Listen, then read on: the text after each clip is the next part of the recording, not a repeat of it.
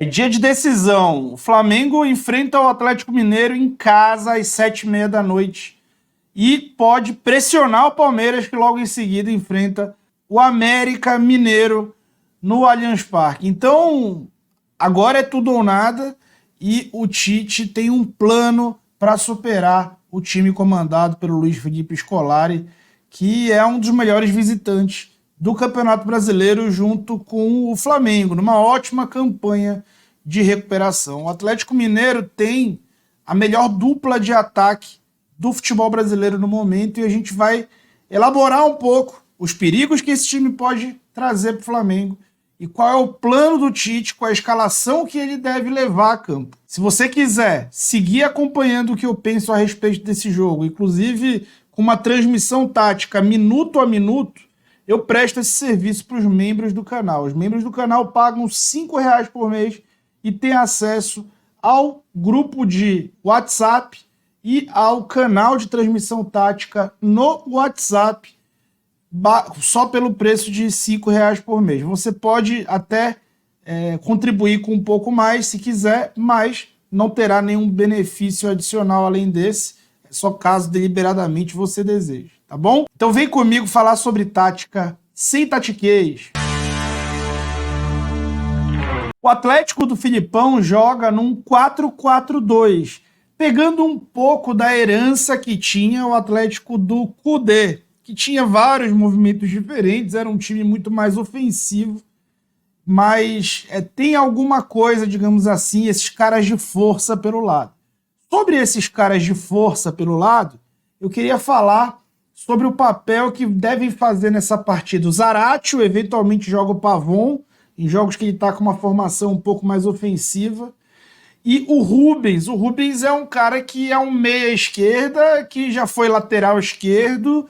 Ele é literalmente um auxiliar de lateral esquerdo nesse time, né? Trabalhando numa segunda linha, numa linha de meio, à frente, ao lado, na verdade, de dois volantes, que deve ser hoje Otávio e Alan Franco. O papel dos laterais é de dar profundidade nesse contexto em que os meias constroem por dentro. O Rubens bem mais baixo, o Zaratio já se torna um meia de ligação quando o time passa até a bola e constrói pelo lado direito. Quando constrói pelo lado direito, Saravia dá a profundidade, Zaratio centraliza e fica mais avançado. Já pelo lado esquerdo, a dinâmica é um pouco diferente.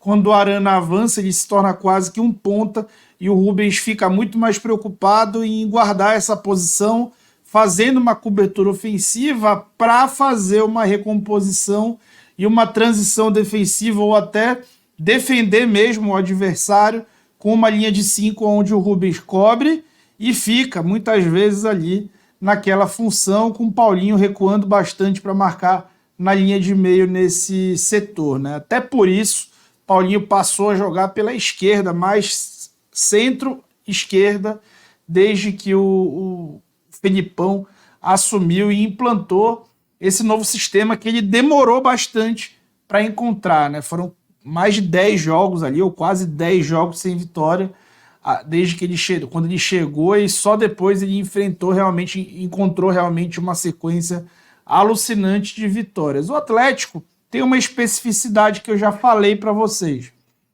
O Hulk e o Paulinho são a melhor dupla de ataque do Campeonato Brasileiro, assim, disparado. Eles estão muito entrosados e somando assistências e gols, o Hulk é o primeiro colocado do Campeonato Brasileiro ao lado do Luis Soares e o Paulinho é o quarto colocado com 18 gols. Paulinho que é o artilheiro do Campeonato Brasileiro.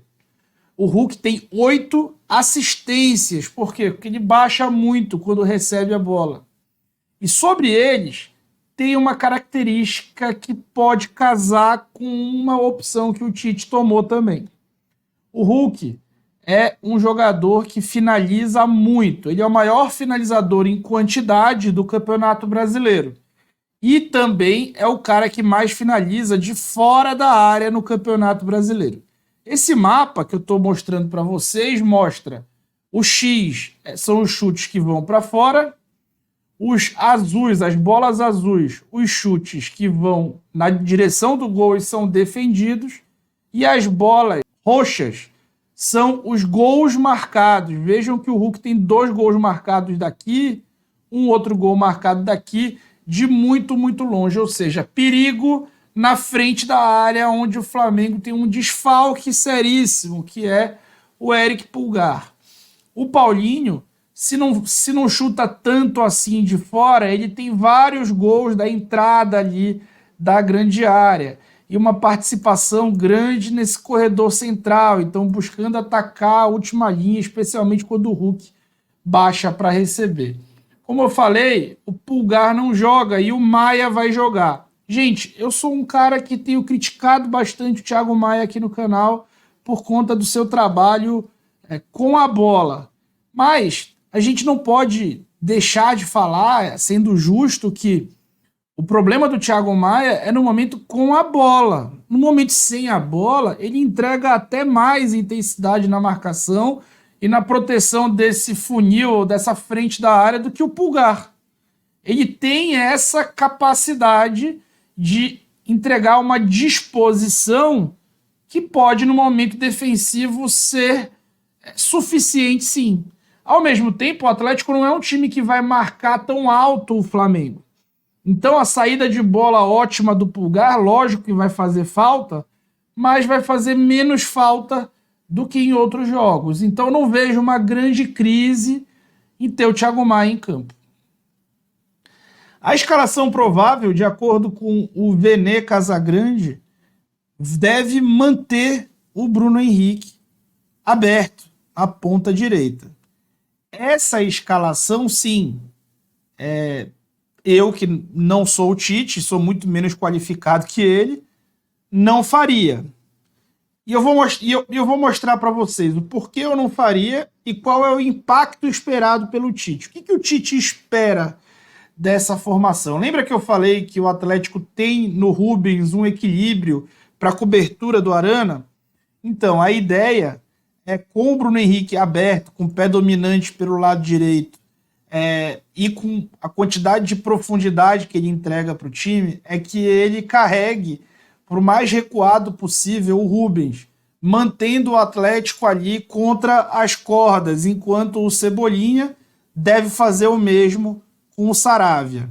Em paralelo a isso, Mateuzinho e Thiago Maia passam a construir mais por dentro, com o Gerson e o Arrascaeta próximos ao Pedro. O Pedro ou o Arrascaeta devem fazer um papel muito importante ao ficar entre o Arana e um zagueiro, porque deve gerar nesse setor direito, por conta dessa escalação do Bruno Henrique e da tentativa do Tite de gerar ali uma dinâmica diferente com o Bruno Henrique, uma superioridade numérica que vai fazer o Atlético recuar em campo. No momento defensivo, que é o problema, vamos dizer que o Atlético recuperou e jogou uma longa no Hulk, né? O Atlético, lógico, é um dos times que mais faz bola longa no campeonato, né? Segundo muita gente fala no ditado popular, time do Filipão, bola longa e porrada. Não dá para negar, é um dos times que mais toma cartão, inclusive. Não é uma coisa errada, assim, absurda de ser dita. Enfim, bola longa no Hulk. O que acontece com o Flamengo? O Flamengo está com uma linha de 4 ali postada, porque os laterais não avançam tanto assim por conta dos pontas, e o Thiago Maia para correr atrás do prejuízo. Mas as costas do Bruno Henrique e de Arrascaeta, possivelmente a gente vai ver em vários momentos uma superioridade numérica que vai precisar que o Thiago Maia compense na perna. Mas não só o Thiago Maia. O Thiago Maia vai ter que trazer com ele o Gerson, porque a frente da área não pode ficar desprotegida. E aí tentar equilibrar isso para evitar sofrer muito com as transições do Atlético. O problema, mais um, de ter o Bruno Henrique ali nessa função e ser um time tão direto, é que o time fatalmente ele acaba ficando descompacto.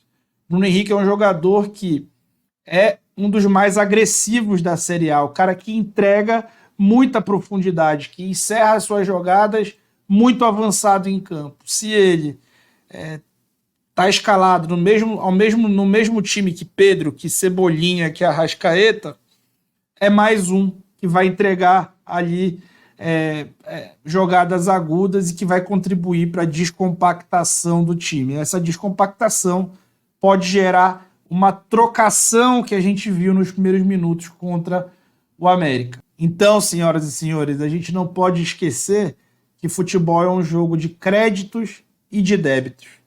O mesmo Bruno Henrique, que é um cara extremamente agressivo, de estrela, craque de bola, ídolo do torcedor rubro-negro, é também um problema defensivo em potencial. O mesmo cara que pode decidir o jogo e fazer vários gols é um cara que pode contribuir para que o Flamengo sofra gols por conta da opção de tê-lo num time já com outros caras tão agressivos quanto. O Tite decidiu correr esse risco, ou mitigar esse risco com algumas ações, especialmente com o time adversário, né, que tem essa dinâmica do Rubens e do Arana. Depois de estudar o Atlético, eu fiquei com a impressão que a escalação do Bruno Henrique contra o América já foi para adaptar, testar e treinar a solução, já visando enfrentar o Atlético Mineiro. Depois de avaliar essa dinâmica do Rubens e do Arana, ficou meio claro para mim que essa ideia faz sentido. Eu faria? Não, eu não faria. Até porque eu acho que no enfrentamento o Flamengo tem condição de ganhar e o Luiz Araújo poderia trazer um equilíbrio para o time, executando essa transição e ajudando o Mateuzinho, ajudando o Thiago Maia, deixando o Gerson também mais tranquilo. Então eu não faria essa opção que o Tite fez. Mas o Tite é o técnico, ele é mundialmente reconhecido por ser um bom técnico, e eu aqui sou um mero youtuber. Um canal pequeno, aliás, que você ainda não se inscreveu. Então, certo está ele, até que se prove o contrário, e ele é ótimo treinador e já mostrou isso, inclusive, pelo Flamengo. Resta agora entender o que vai acontecer logo mais. E eu te convido para acompanhar isso comigo, tornando membro do canal e clicando aqui no link que está na descrição do vídeo ou no botão Seja Membro que está aqui embaixo, tá bom? Então é isso e vamos acompanhar o que vai acontecer em campo para amanhã trazer para vocês a análise tática pós-jogo, beleza? Valeu!